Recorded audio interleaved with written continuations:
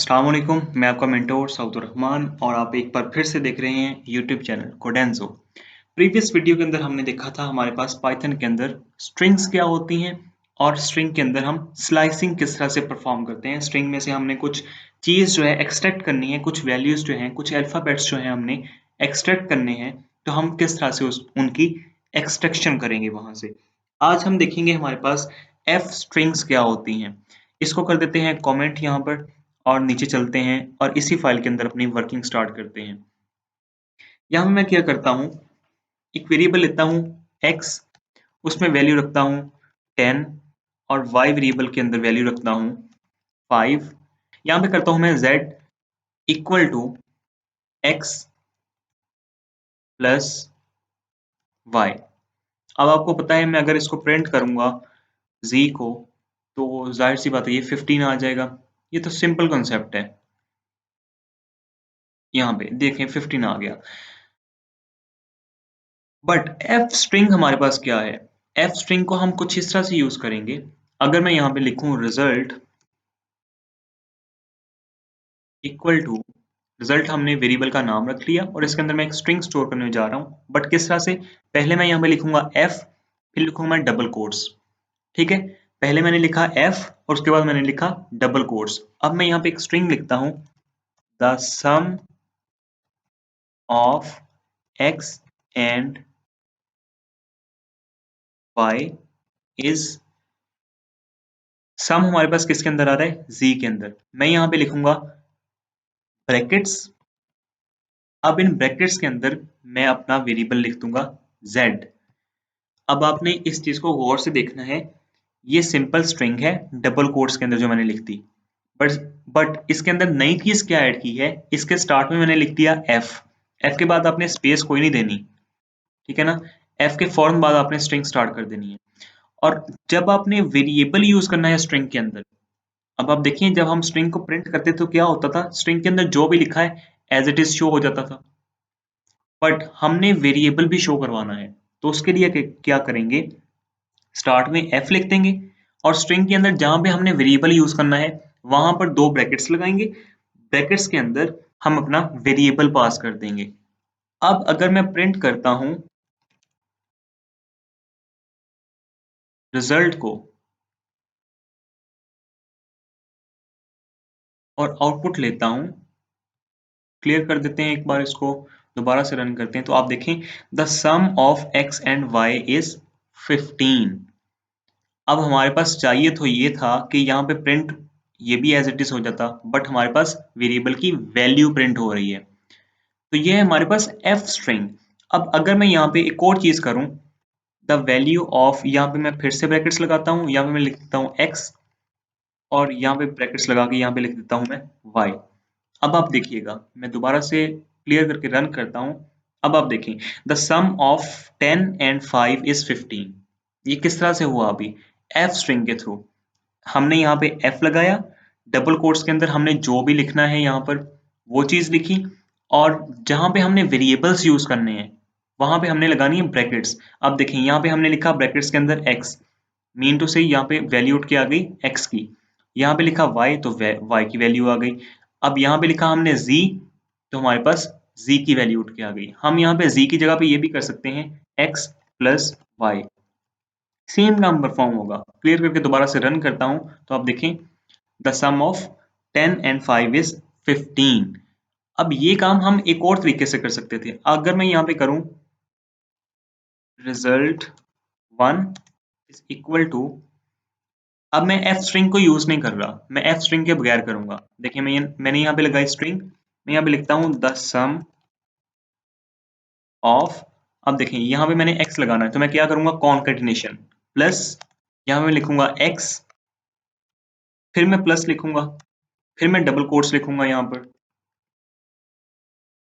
Double quotes के अंदर लिखूंगा मैं एंड, फिर से प्लस लिखूंगा और फिर अब यहाँ पे लिखूंगा मैं बाय, फिर से प्लस लिखूंगा, फिर डबल कोट्स लिखूंगा, फिर यहाँ पे लिखूंगा मैं इज, फिर से प्लस लिखूंगा और फिर यहाँ पे लिखूंगा मैं ब्रैकेट्स के अंदर x प्लस वाई, या फिर मैं सिंपल यहाँ पे z लिख लेता हूँ। बट अभी भी हमारे पास प्रॉब्लम आएगा। अगर मैं यहाँ पे प्रिंट करता हूँ, देखें, प्रिंट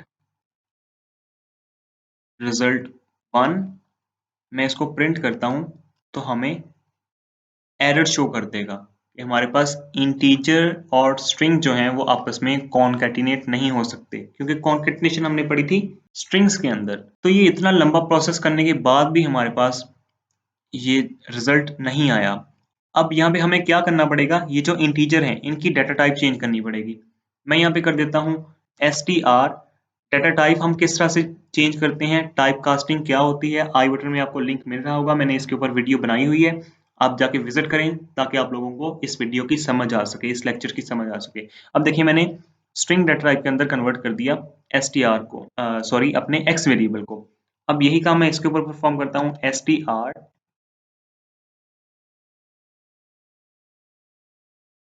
इसको कर देता हूँ यहाँ पर, और सेम काम मुझे करना पड़ेगा str इसके साथ भी। अब देखिए, अगर मैं क्लियर करके दोबारा से रन करता हूँ, अब हमारे पास आउटपुट सेम आ रही है। अब देखिए, यहाँ पर हमें फायदा क्या है एफ स्ट्रिंग का। एक तरफ हम यहाँ पे पहले डाटा टाइप कन्वर्ट कर रहे हैं और फिर डबल कोट्स बार बार लिख के प्लस साइन यूज करके कॉन्केटिनेशन करके फिर हमें ये रिजल्ट मिल रहा है। और एक तरफ हमने सिर्फ एफ लगाया, डबल कोट्स लगाए, और जहां पे हमने वेरिएबल यूज करना है वहां पे हमने क्या किया है, सिर्फ ब्रैकेट्स लगा दी और ब्रैकेट्स के अंदर वो वाला वेरिएबल जो है वो हमने लिख दिया। हमारे पास सेम रिजल्ट आ रहा है दोनों का।